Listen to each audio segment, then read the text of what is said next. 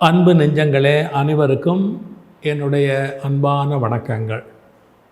காதல் வந்துடுச்சு அப்படின்னு ஒரு பழைய பாட்டு, அது மாதிரி தேர்தல் வந்துடுச்சு அப்படின்னு சொல்லி இப்போ தேர்தல் முடிஞ்சிடுச்சு அப்படின்னு அடுத்த பாட்டுக்கும் போயிட்டோம்.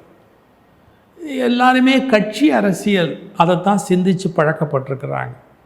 எனக்கு எப்போவுமே நாட்டை பற்றி தான் கவனம் போகும். இப்போ இந்த தேர்தல் பொறுத்த அளவில் நாம் சிந்திக்க வேண்டிய ஒரு சில விஷயங்களை உங்களோட நான் பகிர்ந்துக்கிறேன். எப்போவுமே நம்ம கோடை காலம் ஏப்ரல் மே இது மாதிரி சமயத்தில் பொது தேர்தல் வருது. இந்த ஊர் வெயிலில் மக்கள் எவ்வளோ கஷ்டப்பட வேண்டியிருக்கு.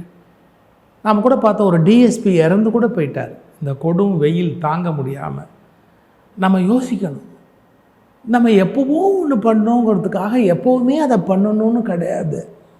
நம்ம செய்கிற காரியம் அறிவாக இருந்ததா முட்டாள்தனமா இதெல்லாம் யோசிக்கணும். அதுக்கு தான் ரொம்ப பெரிய பெரிய படிப்பெல்லாம் படிக்க வச்சு ஐஏஎஸ்ஸு ஐபிஎஸ்ஸு அப்புறம் தேர்தல் கமிஷன் ஹைகோர்ட் ஜட்ஜு எங்கெங்கேயோ மேலே யோசிக்கணும்.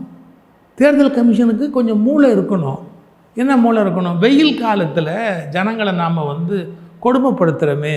ஒரு வேட்பாளர் வாக்கு சேகரிக்கிறதுக்கு போகும்போது அவரோட அந்த பாவம் கொஞ்சம் காசு கிடைக்கும் அப்படின்னு கொடியை பிடிச்சிட்டு நானே பார்த்தேன்.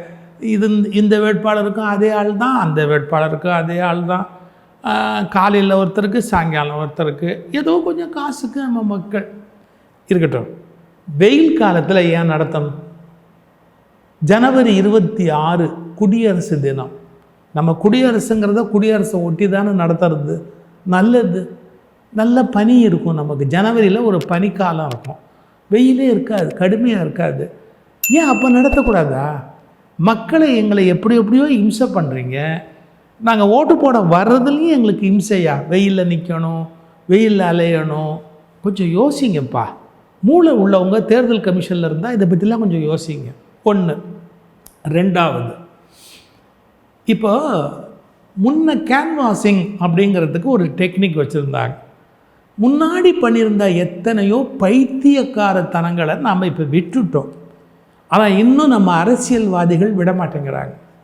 பெரிய கூட்டம் கூட்டணும் அப்படின்னு. ஏப்பா, யாருக்கு ஓட்டு போடணுன்னு நாங்கள் மனசில் தானே முடிவு பண்ணுறோம். எவ்வளோ பேர் ஒருத்தருக்கு வராங்கங்கிறத பார்த்தா நாங்கள் முடிவு பண்ணுறோம்.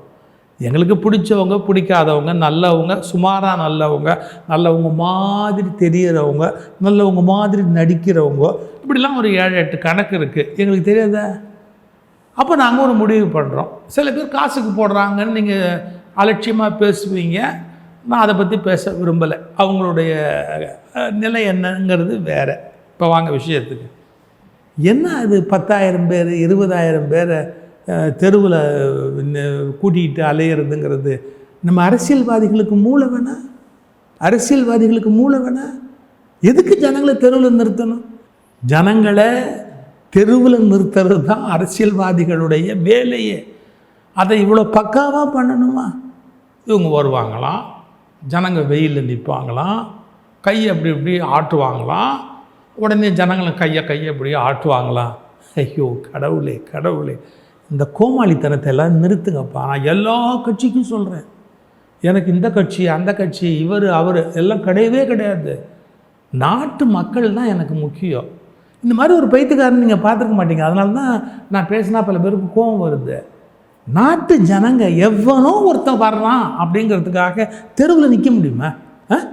அது நியாயமா? அது இன்னும் வெயிலில் வெந்து தண்ணி குடிக்காமல், ஐயோ கடவுளே, பழைய பழக்கெல்லாம் நிறுத்துங்கப்பா. வேண்டாம்ப்பா. மரியாதையாக டிவியில் பேசுங்க, எல்லா தலைவர்களும் பேசுங்க, ஸ்லாட் கொடுங்க. அந்தந்த தலைவர்கள் தங்கள் கட்சியோட கொள்கையை ஒரு டிவியில் பேசுங்க. அப்புறம் வேணும்னா நீங்கள் யூடியூபு டிவி இதிலெல்லாம் விளம்பரம் பண்ணி உங்கள் கருத்துக்களை கொண்டு போங்க. நாடு மாறி போச்சுப்பா. இன்னும் பழைய பைத்தியக்காரத்தனம், ரோடு ஷோ, வெயிலில் என்ன இது? நம்ம என்ன காட்டுமிராண்டி காலத்துலையா இருக்கிறோம்? எப்பப்பா திருந்த போகிறீங்க? என்றைக்குப்பா திருந்த போகிறீங்க? என்னத்துக்கு வெயிலில் போய் ஜனங்க கஷ்டப்படணும்? யூரின் கூட போக முடியாமல் போலீஸ் எல்லாம் தெருவில் நின்றுக்கிட்டு வேணாம்ப்பா. இதெல்லாம் மக்களுக்கு செய்கிற மிகப்பெரிய அநீதி. கையெடுத்து கும்பிடுறேன். தயவுசெய்து இந்த கொடுமையை பண்ணாதீங்க. டிவியில் பேசுங்க. தேர்தல் அறிக்கைன்னு ஒரு கட்சி வெளியிடுது, எவனாவது படிச்சிருக்காங்க? தேர்தல் அறிக்கையை எடுத்து வாங்கி படித்து அதிலேருந்து ஒரு 10 பேர் இந்த பத்திரிகைக்காரங்க கொஞ்சம் வேறு அவங்க தான் படிப்பாங்க. மக்கள் யாராவது தேர்தல் அறிக்கையை படிச்சுட்டு இவங்க இந்த கொள்கைக்காக வந்திருக்கிறாங்க, நம்ம ஓட்டு போடணும், அந்த மாதிரியான அணுகுமுறையெல்லாம் இல்லையே. அதெல்லாம் படிக்கணும், தேர்தல் அறிக்கையெல்லாம் படிக்கணும். சரி விடுங்க. நீங்கள் ஏன் இம்சை பண்ணுறீங்க? நீங்களும் ஏன் இம்சை ஆகுறீங்க? இதுதான் என் கேள்வி.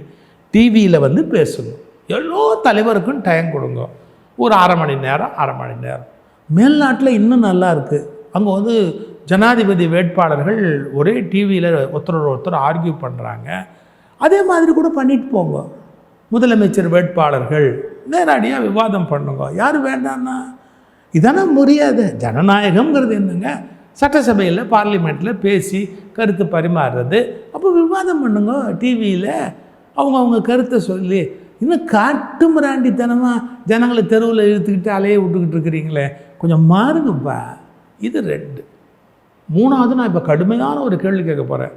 ஜனநாயக கடமையை ஆற்றிவிட்டீர்களான்னு கேட்குறீங்களே, ஒரு கூலி தொழிலாளியோட சம்பளம் என்ன?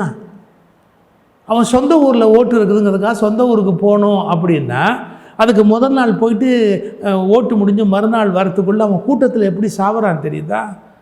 அந்த பயணம் பண்ண முடியுதா? ஒரு ஓட்டு போடணுங்கிறதுக்கு அவ்வளோ தூரம் யாராவது போக முடியுமா? இதெல்லாம் மாற்ற முடியாத. ஏங்க எவ்வளவு மெத்தேடு வந்துருச்சு. 40 கோடி 50 கோடியை ஒரு ஃபோன் ஓடிபியில் ட்ரான்ஸ்ஃபர் பண்ணுறோம். எவ்வளவோ இன்றைக்கி உலகம் மாறி போயிடுச்சு. எத்தனை விதமான அடையாளங்கள்லாம் வந்தாச்சு. இப்போ கொடுக்க முடியாதா? இந்த ஃபிங்கர் பிரிண்ட்டு வச்சு வெளிநாடு போகிறோம். அப்போ நம்முடைய கண்களையும் ஃபிங்கர் பிரிண்ட்டையும் வச்சு ஒரு நாட்டில் ஐடென்டிட்டி பண்ணுறான். அதே மாதிரி ஒன்று பண்ணுங்க.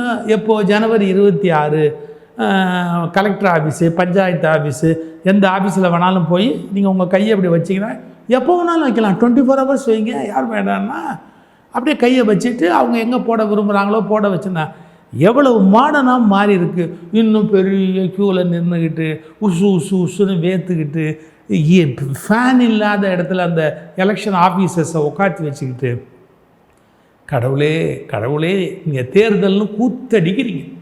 தேர்தல்னு மக்களை கொடுமைப்படுத்துகிறீங்க. தேர்தல்னு சொல்லி மக்களை இம்சை பண்ணுறீங்க. நாங்கள் எங்கள் வேதனையை அப்புறம் எங்கே சொல்கிறது? தேர்தல் கமிஷனுக்கு மூளையே கிடையாது. அதான் என்னுடைய மிகப்பெரிய வருத்தம். மக்களுடைய கஷ்டத்தை பற்றி அக்கறையே அவங்களுக்கு இல்லை. இது அடுத்தது. ஒருத்தர் போய் ஓட்டு போடுறதுக்காக கிராமத்து வரைக்கும் போயிட்டு வந்தால் 2000 ரூபா 3000 ரூபா செலவாகுமே. ஓட்டுக்கு காசு வாங்குறான்னு கோச்சிக்கிறீங்களே, சட்டப்படி தப்பு தான். ஊருக்கு போயிட்டு வர செலவு யார் கொடுப்பா? ஸோ இதெல்லாம் யோசிக்கணும். அதாவது ஓடிபி வந்து ஃபோனில் போடுற அட்வான்ஸு, இல்லை கலெக்டர் ஆஃபீஸில் போய் எல்லாருமே அவங்கவுங்க ஒரு ஃபிங்கர் பிரிண்ட்டை வச்ச உடனே அவங்களுக்குன்னு ஒரு ஓப்பனிங் டக்குன்னு போட்டால் விஷயம் முடிஞ்சு போச்சு. இது இந்த மாதிரி மாடனாக மாறி தொலைங்கப்பா. சரி, அதுக்கு அடுத்தது மக்களை எப்படி ஏமாத்துறாங்க தெரியுமா? அரசியல்வாதிகள் எப்படி ஏமாத்துறாங்க? அண்மையில் பாருங்கள், ஒரு கட்சியிலேருந்து இன்னொரு கட்சிக்கு போயிட்டாங்க. ஏங்க அவங்களுக்கு ஓட்டு போட்டது முழுக்க சட்டசபை உறுப்பினர். ஒரு கட்சியிலேருந்து ஒருத்தருக்கு ராஜ்யசபா சீட்டு கொடுக்குறாங்க. வெக்கம், மானம், சூடு, சுரண, நீதி, எதை பற்றியும் கவலை கிடையாது. அப்படியே அடுத்த கட்சிக்கு மாறி போயிடுறது. என்னங்கடா நீங்கள் சௌரியமாக இருக்கிறதுக்கு எங்களை என்ன வேணாலும் பண்ணுவீங்களா? நீங்கள் ஒரு நியாயமே கிடையாது. எம்ஆர் ராதா கேட்ட மாதிரி தான் கேட்குறேன். என்னடா நினச்சின்னு இருக்கிறீங்க? அது மாதிரி தான் கேட்குறேன். ஒரு கட்சியில் நீங்கள் ஜெயிக்கிறீங்க, எவங்க கட்சியோ பின்னாடி நீங்கள் போகிறீங்க. எவ்வளோ பெரிய அயோக்கியத்தனம். சபாநாயகர் அனுமதிச்சுட்டா அது சரியாக போச்சான். எவன் சொன்னால் நாங்கள் எப்படி ஒத்துக்கோம்? சபாநாயகர் அவங்க ஆளுங்கட்சிக்கு ஆதரவாக இருப்பார். அப்புறம் என்ன அவர் சொல்லிட்டாப்புல நாங்கள் ஏன் ஏற்றுக்கணும்? எங்ககிட்ட ஒரு சிம்பிள் சொல்லி, எங்ககிட்ட ஒரு விஷயத்தை சொல்லி ஓட்ட வாங்குற, அப்புறமா நீ இஷ்டத்துக்கு நீ மாறிட்டு போவேன்னா இதை எப்படி ஒழிக்கலாம்? வழியாக இல்லை.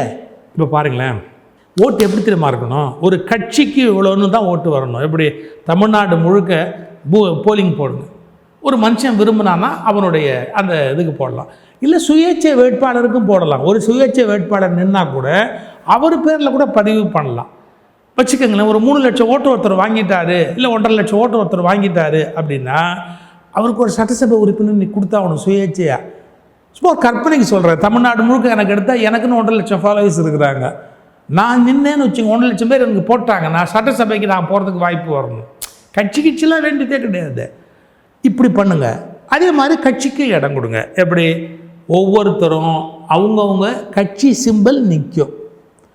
நீங்கள் எவ்வளோ பர்சன்டேஜ் அவங்களுக்கு போலிங் ஆகிருக்கு, 30, 40%, 50%, அதுக்கு தகுந்த எம்எல்ஏவை அவங்க நியமிச்சுக்கணும். கட்சியை விட்டு ஓடுவானா? எவனாவது கட்சி மாற முடியுமா? ஏன்? கட்சி தான் அவனை எம்எல்ஏவே ஆக்குது. நீங்கள் கட்சிக்கு ஓட்டு போடுறீங்க. நான் சொல்கிறத சரியாக ஃபாலோ பண்ணால் ஒரு பெரிய நன்மை நடக்கும். ஓப்பனாகவே சொல்கிறேன்னு. தமிழ்நாட்டில் நீங்கள் சீமானை எடுத்துக்கிட்டிங்கன்னா அவர் ஒரு விசித்திரமான ஒரு ஆள். அவர் ஏதோ ஃபைட் பண்ணிக்கிட்டே இருக்கிறார். சில விஷயங்கள் அவரோட நம்ம ஒத்துப்போக முடியாது, ஆனாலும் அவர் ஃபைட் பண்ணுறாரு. அவருக்கு மொத்தமாக தமிழ்நாடு முழுக்க பார்த்தா 2 எம்எல்ஏக்கு வரத்துக்கு வாய்ப்பு இருக்குல்ல. நான் அவருக்காக பேசலை. அது மாதிரி தமிழ்நாட்டுக்குள்ளே மொத்த செல்வாக்கு இருக்க ஒருத்தர் புதிய தமிழக கிருஷ்ணசாமி, அது மாதிரி திருமாவளவன் ஐயா, இப்படி நிறைய பேர் இருக்கிறாங்க.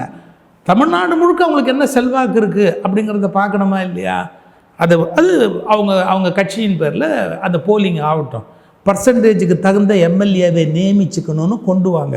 கட்சி தாவல்ங்கிற விஷயத்தையே ஒழிச்சுடலாம். இந்த நாட்டை விட்டு ஒழிச்சிடலாம்.